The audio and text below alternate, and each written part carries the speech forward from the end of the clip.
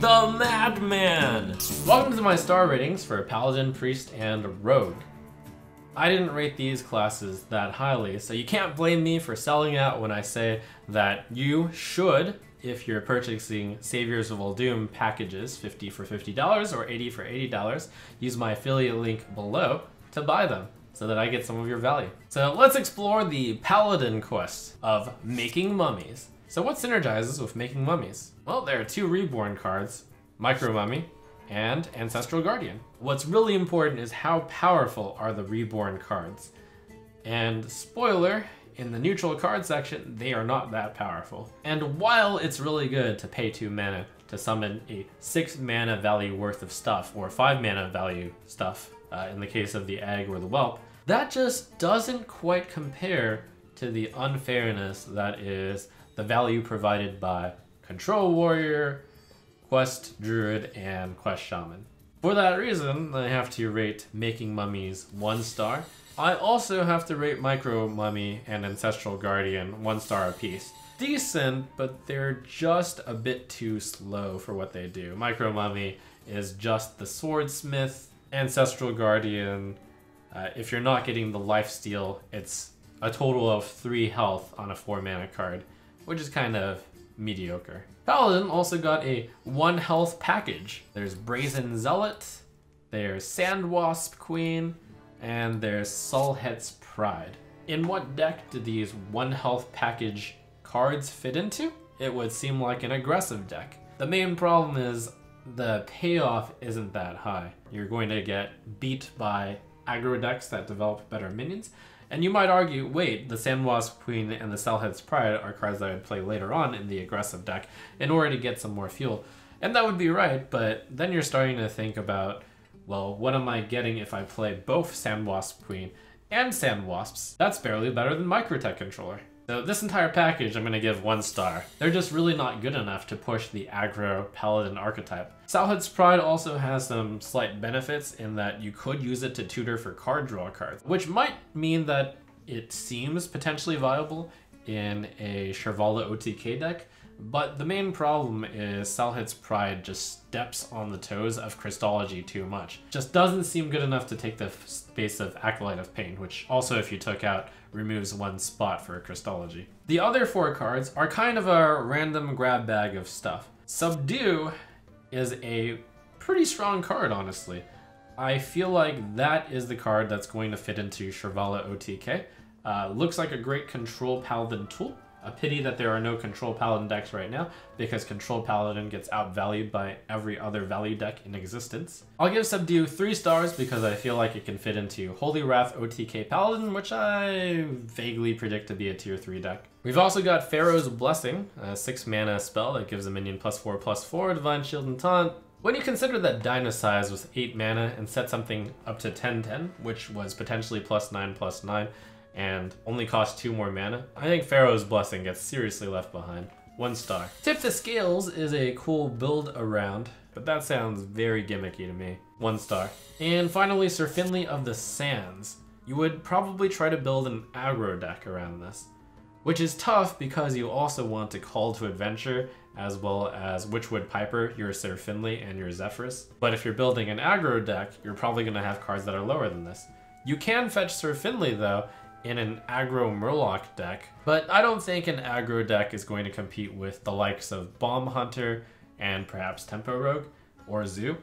And I don't think if you're going for the value-oriented hero power that this deck generates enough value to beat out the other value masters of this upcoming meta. So sadly, I believe that Paladin entered this expansion in a weak spot, and I don't see very many cards in this that'll put it in that much of a better spot. Perhaps the proper way to play Paladin is to continue to Holy Wrath the opponent for 25. Priest is a class that I believe I am going to be the most critical in ratings on. Let's start with Activate the Obelisk. There are a number of cards that work well with Activate the Obelisk. Naturally, the hero power lends itself to want to play a Zoo Priest deck. Cards that fit into that theme would be Grand Mummy, Wretched Reclaimer, High Priest Amit, Psychopomp, and Sandhoof Waterbear. There's even a neutral card out there that fits this theme very well. The Injured Tol'vir, which I'm going to put here to the side just because a lot of internal synergy here. And the Grand Vision for Activate the Obelisk appears to be perhaps using Circle of Healing or Divine Hymn with your Wild Pyromancer, your Northshire Cleric, your Injured Blade Master. So all of this, it makes sense. And you can even heal your Reborn cards. I'll even throw an Embalming Ritual into this potential package. Not only is it good in the Zoo package overall, it creates targets that can be healed. Here's the problem. In a Zoo deck, you want to begin with a turn 1 play. And I'm not saying you can't play a turn 1 play. You can certainly start off with Northshire Cleric, and you can certainly start off with Crystallizer. You can even start off with a number of 1-cost cards if you're planning to go the Zoo route without the quest, which I actually think is more viable, by the way. So when you're in direct competition with a deck for your game plan, you have to ask yourself, what is my benefit over a deck like Zoo? And I realized this when I was playing Quest Priest. Wretched Reclaimer was often just Earthen Ring Farseer. Is Psychopomp really that great when you're playing the Zoo archetype? There's all these random 1-costs that could be reborn. Then it's not that efficient. And is Sandhoof Waterbearer really that good in a Zoo deck? Seems more fitting to be in a control deck when you really think about it. Even activating the Obelisk, Sandhoof Waterbearer doesn't seem to be contributing that much to it. So all of this looks good, but in practice when you play it, it's really hard to restore 15 health. So I think there are some really good Priest cards in this set, and they set the tone for Zoo Priest, but it's not going to work. So let's rate the Zoo cards first. Grand Mummy, 2 stars. Wretched Reclaimer, 2 stars. High Priest Amit, absolutely insane if Priest managed to get a better start. But sadly, it doesn't, so 2 stars. It just does not, in my opinion, have the tools to have a strong early game presence. And then there's also this idea of High Priest Amit OTK, because at least you can play High Priest Amit plus your Boar plus Divine Spirit, Inner Fire / Topsy-Turvy, right? Amit could be with just 2 Divine Spirits, 28 health, and then you play the Boar, and then you're dealing 28 damage with a Topsy-Turvy or Inner Fire. But then I looked a bit deeper, and I realized, wait a second, Amit doesn't really help that much for that OTK, because instead of playing Amit plus Boar, you know what's the same thing? Stormwind Knight plus Power Word Shield. It even costs the same mana, so you have a 2/7 charger right there. You could Divine Spirit, Inner Fire / Topsy-Turvy, Stormwind Knight also. Is that a deck that's running over the meta right now? Is it even in the meta? No. So why would High Priest Amit possibly change things up? Psychopomp, 2 stars. Embalming Ritual, 2 stars. Again, I just don't find that unfair enough for this type of deck to match against the classic Zoo. So, Trump, you think that Activate the Obelisk doesn't go well with a Zoo archetype. Maybe you're right, maybe you're wrong. Well, what about a control archetype? What about an archetype that's running these other cool tools that Priest got? Holy Ripple, Penance, Plague of Death, and of course, the Sandhoof Waterbearer is still here. Sandhoof Waterbearer looks like a great control Priest tool. It's Ragnaros Lightlord for 5 mana and it's a 5/5. Like, that should be way better than Ragnaros Lightlord, right? Well, here's the problem. What is Control Priest's game plan to win the game? Giving +3/+3 to minions in the late game, that's great, but Control Priest doesn't really have the plan of minions. Holy Ripple is better Arcane Explosion, but feels like it still does too small an effect. 2 stars. Penance seems like a great tool in a Control Priest. And yes, it is great, but there's just no room for a Control Priest right now. Control Priest doesn't have a win condition. 2 stars. Definitely a card you should watch out for in the future. Plague of Death, that actually just is independently bad. 1 star, because it's just too slow. Water Bearer, I gotta rate 1 star as well. Really not fitting into Zoo, kind of fitting into Control Priest in theory, but remember Control Priest did have Darkshare Alchemist before. 5 mana, 4/5, Battlecry, Restore 5. That wasn't really played either. So at the end of the day, what are we left with? I think all of these cards have great potential, but Priest is missing both more quality early game plays, as well as more control plays that can at least have a win condition. There has to be some reason on how Control Priest can try to outvalue, you know, double battle cries, or choose 2, or Dr. Boom's hero power, and Control Priest, much like Control Mage, just currently doesn't have it. With all that said, that finally sets the stage for me to activate the Obelisk 2 stars. Maybe the Zoo Priest is better without spending turn 1 playing that, as well as wasting a card since you have to keep it in your opening hand. Does it fit into Control Priest? Not really, because +3/+3 a turn doesn't make much sense as the Control Priest win condition. Does it fit into Mid-Range Priest?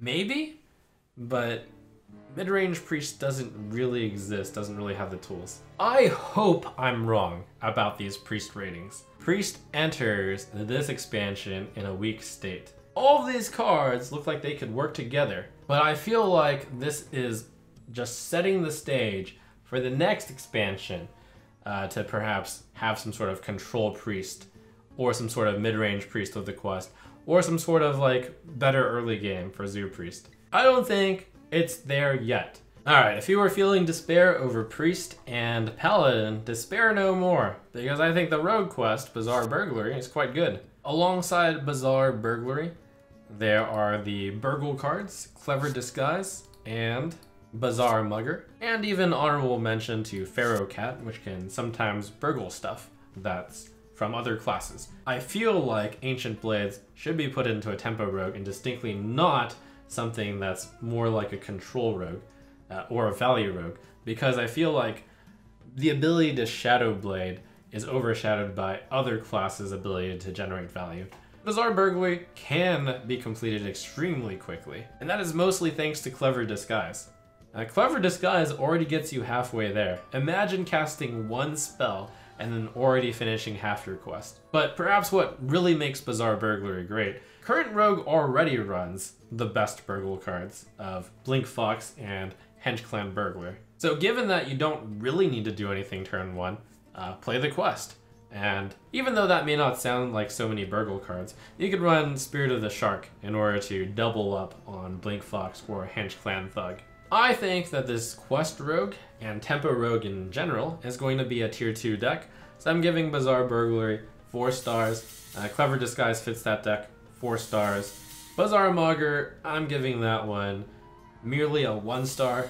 Bizarre Mugger is a nice value card, but here's the thing. I feel like this deck needs to be built as Tempo Rogue, because if you're trying to compete in a value matchup, you're going to lose as Rogue. Pharaoh Cat is 5 stars, and I feel like Pharaoh Cat is just 5 stars in whatever Rogue deck you play. And I feel like Pharaoh Cat is just an excellent 1-drop to play on those decks. I also don't think that building Quest Rogue is the only way to build Tempo Rogue. There are a number of Tempo Rogue options presented here. Plague of Madness, Hooked Scimitar, Socket Sapper, Plague of Madness alongside your Waggle Pick. Plague of Madness is 2 kills in 1 weapon, and if you're being aggressive, the opponent doesn't have that much health to use the weapon. Also, Plague of Madness is especially good if it's a weapon-heavy meta. You play Plague of Madness, destroy their weapon. I don't feel like Plague of Madness fits into the Bizarre Burglary deck because, I mean, when your rewards is Ancient Blades, you might as well press the button instead of casting a spell that gives you a weapon. Same with Waggle Pick, by the way. Bizarre Burglary probably replaces Waggle Pick. So Plague of Madness, I'm giving 2 stars as a card that I think has potential, could see a bit of experimentation in Tempo Rogue, without the quest. Hooked Scimitar, 1 star, I think it's not strong enough compared to Waggle Pick, and it's also not strong enough compared to Plague of Madness. Socket Sapper, I'm going to give 3 stars, because I feel like this does have some strong potential in the Tempo Rogue deck called Hook Tusk Rogue, where you're playing Hook Tusk in order to pull out pirates in the deck. Socket Sapper is importantly a pirate, and great to send the Sapper in when it has Rush. It's also a fine 4-mana play, especially onto an empty board. And that leaves us with the strange combo cards of the Rogue set. There's Whirl Kick Master, Shadow of Death, and there's Anka the Buried.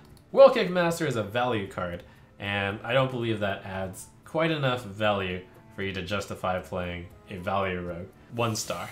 Anka the Buried has a lot of potential to make a lot of value. Play her on 5, imagine you've got any of these cards in your hand. Anubisaf's Warbringer, Mecha'thun, Deranged Doctor, Octosari, Mechanical Whelp. Play any of those the following turn, except Mecha'thun, and you're set for a big influx of value. You can even use Shadow of Death on that cheated card, and they'll summon the real copy when they are played. Here's the thing about Anka the Buried though. It relies a lot on drawing a very key combo piece, Anka the Buried, and I believe there is no solid way to draw her. Sure, you might just decide to put her into a Mechanical Whelp Death Rattle deck, and Death Rattle Rogue will probably be made substantially stronger with the addition of Anka the Buried and Socket Sapper. But still, I think the addition of just those cards isn't enough to push Death Rattle Rogue into the limelight. I'm gonna have to give Anka the Buried 2 stars. Look out for her when Rogue gets more Death Rattle stuff. Shadow of Death, naturally, of course, comboed with cheaper cards that were cheated out early. But also, there's the chance to play out your Myra's Unstable Element, draw out your whole deck, play Leroy, and then play Shadow of Death. Perhaps draw a card, and then BAM! There goes 3 Leroys to the face. But still, that seems too slow. It reminds me a lot of Pogo Hopper and how cute it is. 1 star on Shadow of Death. So I believe that the major gainer from the Rogue cards is the Tempo Rogue. It adds in the quest, it gets a bit more value with Ancient Blades, ends up being a pretty good deck. Make sure to watch my other class ratings and the neutral ratings. Out of the hall of explorers, and up from the dusty tomb, they grab their whips and fedoras. These legends are the past.